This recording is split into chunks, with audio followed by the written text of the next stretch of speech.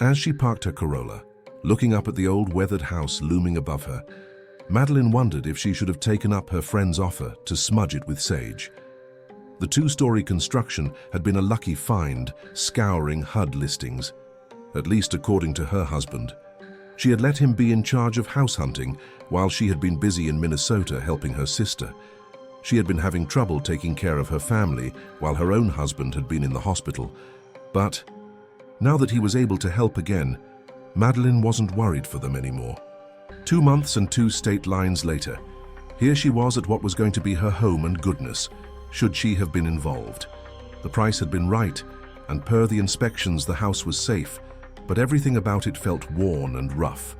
Nestled next to the rocky hillside, and surrounded by struggling patches of scrub emerging from the gravel, where they could.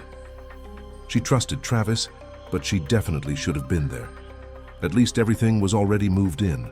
She pulled out her cell phone, checking the messages as best she could, despite the spotty signal this far outside of St. Louis. Following the instructions, she found the key hidden to the right of the front door and opened her way inside, taking in the smell of dust, wood, and age wafting out from the tiled foyer. She moved inside with her travel bags and quickly locked the door before looking over her surroundings. The foyer connected to a living room on the right, a staircase to the bedrooms on the left, and a tight hallway that led to the kitchen ahead of her. She wandered through the living room. Travis had done his best to set everything up, but by the time he returned from his own business trip, she would have this place in the state it should be.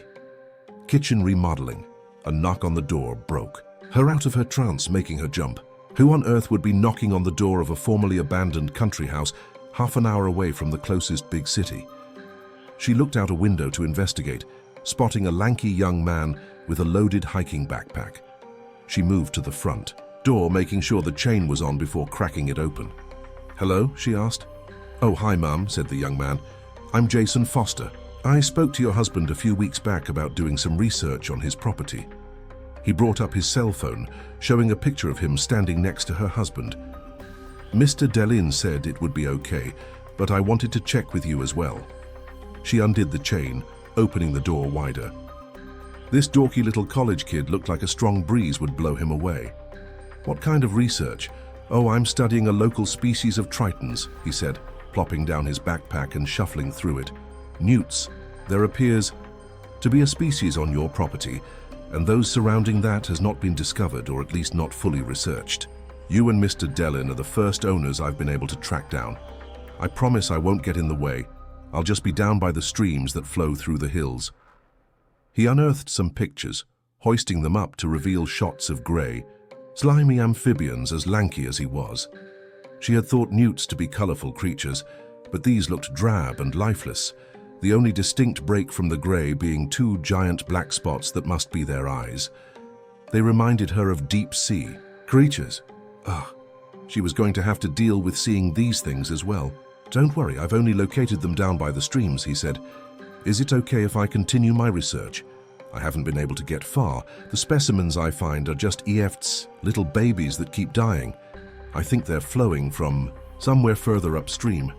"It's okay," she said. "If it's okay, though, I just got home." "Oh, of course," he said. "Bye, Mrs. Dell." She shut the door, struggling enough to cope with everything that's changed, all while her husband was off working. Thankfully, someone she had been looking forward to seeing came from upstairs to welcome her. "Hey, Jester," she called out, smiling as the grey tabby sauntered his way down the steps and sat right before her. He meowed loudly before getting back up, rubbing himself on her and proceeding to meow again. He had been alone for a day or two and wasn't afraid to let her know his thoughts on it. She gave him some head scratches and he purred. "You been keeping the place safe while your humans were gone?" He chirped and moved away from her hand, heading down the hallway to the kitchen and looking back at her to make sure she was following. She obliged, smirking at the cat trying to lead her to his empty food bowl. But instead of continuing into the kitchen, he stopped at the end of the hall and looked up at a spot on the wall that would be just past the staircase. He got his paws up on the wall, looking upward and hissing before looking back at her. He let out the warning meow he gave to other cats and small children. "Kitchen remodeling." "It's a wall jester," she said. "Weird little cat." As she got closer, though, she thought she could see something. She got next to Jester, who moved out, of the way as she ran her fingers across the surface, sensing a slight gap that had been covered over with paper and painted. Her fingers trailed around it, tracing the gap in a large square before stepping back and shuddering. Madeline dumped a can of food into Jester's bowl, the cat scarfing the meal down at top speed while she punched numbers into her phone. Eventually, she reached Travis. "Hey, love," he said. "Everything okay? You get settled in?" "Hey, Travis," she said. "Just looking around the house and there's a gap in the wall." "Oh, I totally blanked on that," he said. "This house used to have a dumbwaiter, but they sealed it when they closed off the root cellar and remodeled the second floor. It hasn't been used in decades. I just painted it over myself so it didn't stick out or risk someone getting hurt messing with it." "I really need to be part of the process when we go house hunting," she said. "But it's sealed. Off, totally closed down," he said. "There isn't even a way to work it." He sighed. "I'm sorry I didn't tell you about this, Maddie. Just been so much going on lately." "It's fine," she said. "Your business trip can't be finished soon enough. I don't want to be here alone." "You have Jester at least," he said. "That cat attacked a dog 4 times his own size. He'll keep you safe." "Okay," she said. "I'll be fine." She was broken out of her rest by Jester jumping on her in the dead of night. She sat up, rubbing the sleep out of her eyes before grabbing her glasses. Jester wandered around the bed, looking back at her. He always woke her up because Travis could sleep through a gas main exploding outside. "What is it?" she asked. "Hey, it's nowhere near time for your breakfast, you stupid cat." Thump. The room grew colder than it already was as she heard something come from downstairs. She threw the covers back, almost launching Jester off the bed with them as she got out and into her slippers. She reached under her husband's side of the bed and grabbed the baseball bat he kept for precisely this situation. Thump! She could feel it right beneath her, 1 floor below. Thump, thump, thump, thump, thump, thump. Small footsteps, almost like when they had heard animals scurrying in the walls of their previous apartment. But that wasn't it either.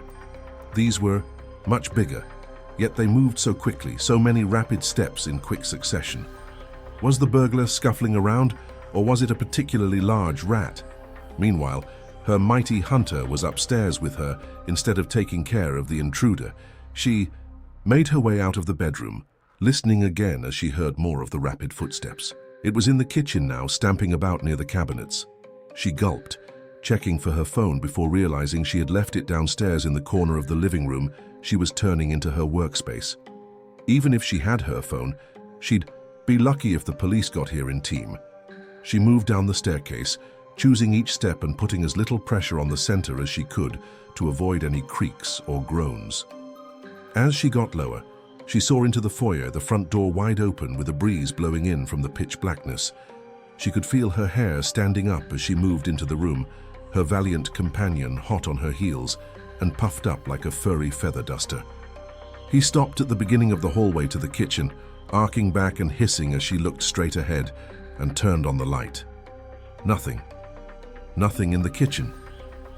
She stepped ahead, moving in and looking around the space, then going into the living room from where it connected to the kitchen. Nothing. No evidence that anything had even been disturbed. She went back to the kitchen but still couldn't find anything. Not so much as one dish had been misplaced. Not a single mark of dirt on the floor from whoever had come from outside. She returned to the foyer, spotting Jester standing guard in the center of the room. He looked up at her, still puffed up like he had gotten an electric shock. "I guess they left, buddy," she said. "I must have forgotten to lock the front door." She shut it and made sure the deadbolt and chain were on before turning off the light again. The rapid thumping came, back this time from above. Jester yelled and took off like a bullet, vanishing upstairs as the constant footsteps moved between the bedrooms. She froze. What was going on? How had it gotten upstairs without her knowing? She turned the light back on and the thumping stopped, somewhere in the room above the living room, where it connected to the kitchen. The bat shook in her hands as she looked around, noticing something different in the kitchen hall. Stian woke up to the sound of a loud and repeated banging on his bedroom door. He opened his eyes slowly. The pounding of each knock enraged every muscle. The paper that had covered the dumbwaiter had been torn off, lying in strips on the wooden flooring. That's how this burglar had done it. It had to be a burglar. If he could figure out a dumbwaiter was there and use it to get upstairs without her noticing. He must have used it to get onto the second floor. Why was he being so sneaky, though? She kept the light on, the dim bulb not doing as much to assuage her as she had hoped. She heard the rapid thumps again as the burglar scuffled his way through their bedroom and what was to be her husband's office. Jester had run upstairs, but she couldn't hear him. She'd have thought he would be busy attacking the intruder, with as much fury as a small cat could muster. She moved up the steps, eschewing silence for speed so she could catch the bastard in the act. Her heart beat louder than the creaking stairs as she flew up, bat at the ready to maim the burglar so she could bind him and have the police at the front door as fast as possible. She launched up several stairs at a time, the thumps coming to a stop, and arrived on the second floor. She barged into Travis's office, weapon at the ready. Nothing. An empty room, an untouched desk without so much as a single thing misplaced. Even the ugly statue of the googly-eyed monster from those dark RPGs he liked to play still stood watch over his possessions. She spotted Jester hiding under his desk, his grey fur not helping him blend in. He let out a pitiful meow. The thumps returned. She jumped. How on earth could it be downstairs again? There was no way. She moved back to the second floor landing and checked the section of wall that should have had the dumbwaiter, but there was nothing. No scraps of paper, no slight depression. The dumbwaiter had never gone to the second floor. The burglar had gotten past her twice without using it. Had he opened a window and climbed outside? But she had locked the door. Had she locked all the windows? But then why had the paper around the dumbwaiter been torn? Rapid thumps again in the kitchen. She heard the refrigerator door open and a loud, wet slap as something was pulled out and onto the floor. Then more crashes as the rest of the contents of the fridge were yanked free with an uncaring hurry.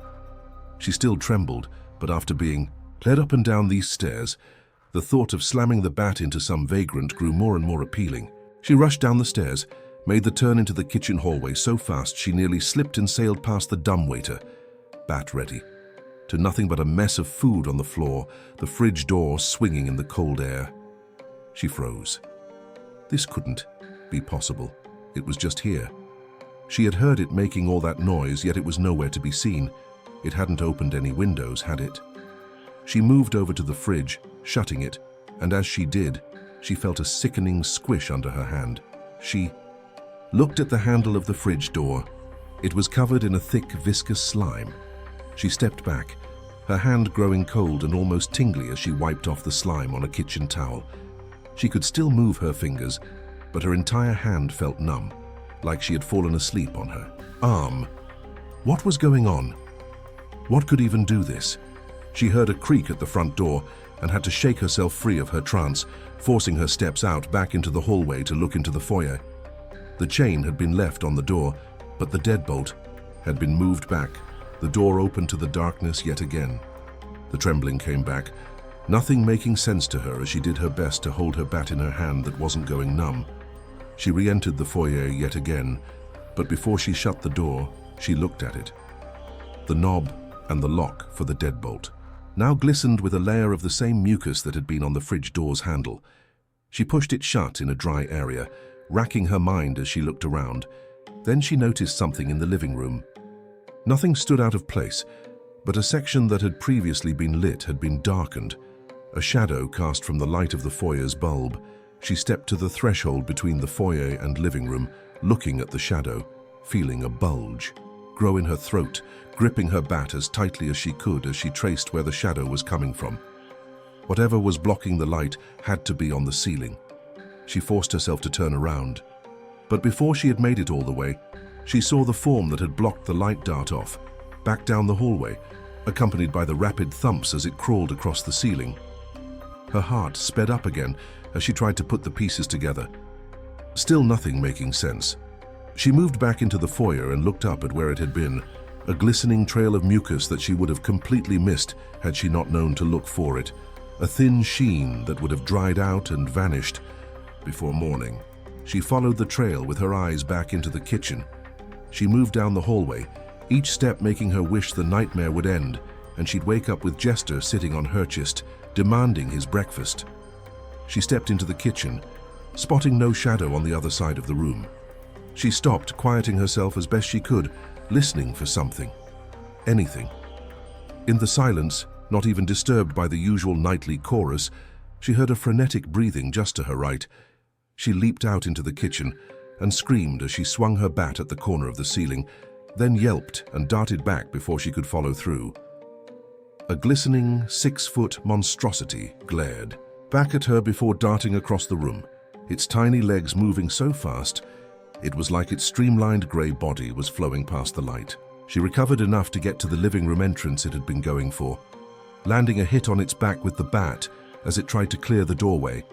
The nasty thing landed on the floor in front of her, but was back on its feet before she could get herself to strike it again, its rapid footsteps carrying it across the floor to the living room and up the wall. It stopped, facing its head toward her with 2 massive black dots cutting across its smooth face, a lipless mouth opening wide. It had a ridge of tiny fangs on the edges of its mouth, but her skin crawled as she saw columns of clustered teeth, lining its palate and trailing all the way to the back of its throat. Shield as it charged at her, and she brought the bat down, hitting its head with a loud crunch. She hit it again and again, screaming as she bashed and battered her assailant, until its head had been caved in, dark blood leaking across the floor. It twitched in death as she stepped back, her numb hand growing colder. She couldn't feel her fingers anymore. She was grabbing Jester and getting them both out of here. She turned her focus back to the door and saw it had been opened again. She hadn't locked the deadbolt, as it had been covered in more of that numbing slime.